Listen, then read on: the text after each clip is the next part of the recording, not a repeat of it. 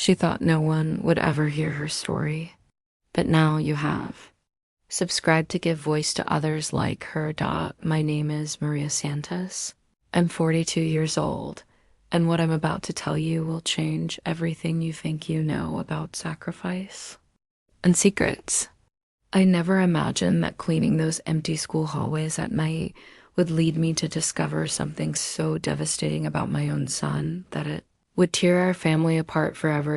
It started 3 months ago when I took the night cleaning job at Lincoln High School, the same school where my 16-year-old son, Danny, was a junior.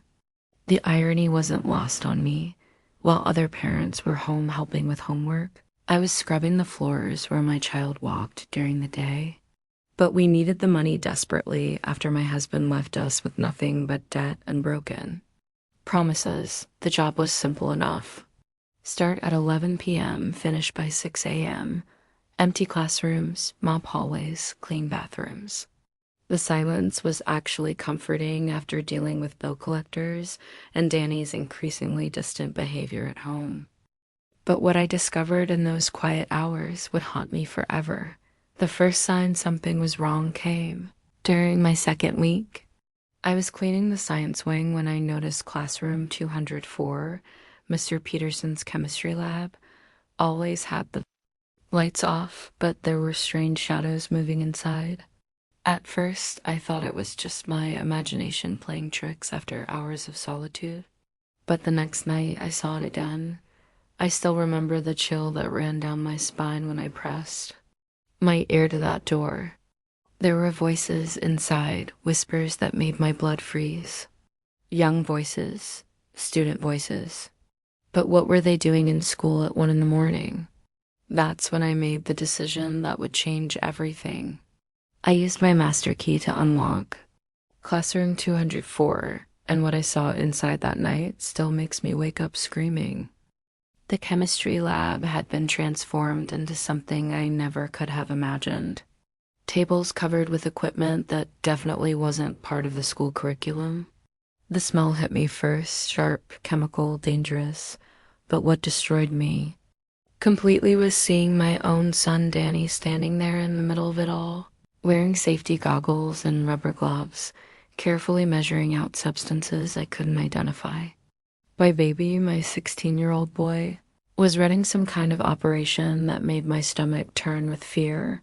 The moment our eyes met across that room, I saw something die in his expression. Not surprise, not fear, but disappointment. As if he had been expecting this moment and dreading it at the same time. The other kids scattered like roaches when the lights come on, but Danny just stood there, staring at me with eyes that looked older than his years. "Mom," he said quietly, pulling off his goggles. "I can explain, but how do you explain something like this? How does a mother process discovering that her honor roll student, her quiet, responsible boy, was involved in something that could destroy his entire future? The equipment, the chemicals, the late-night meetings, it all pointed to one terrifying conclusion. What happened next shattered every illusion I had about knowing my own child. Danny didn't deny what I was seeing. Instead, he sat me down right there in that chemistry lab and told me a story that made me question everything I thought I knew about our life, our struggles, and the lengths a child will go to protect his family. "Mom, do you remember when Dad left and you started crying every night thinking I couldn't hear you?"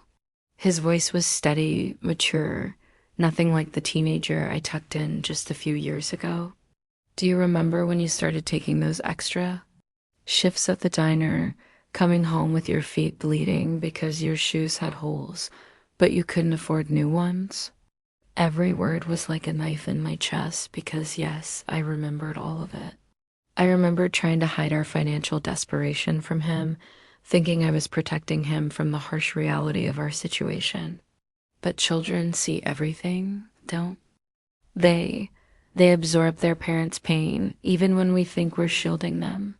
"I couldn't watch you suffer anymore," Danny continued, and that's when I noticed his hands were shaking.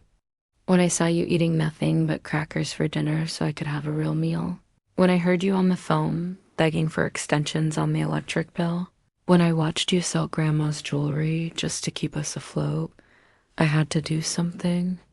Truth hit me like a physical blow. My son, my brilliant, loving son, had been trying to save us the only way he knew how.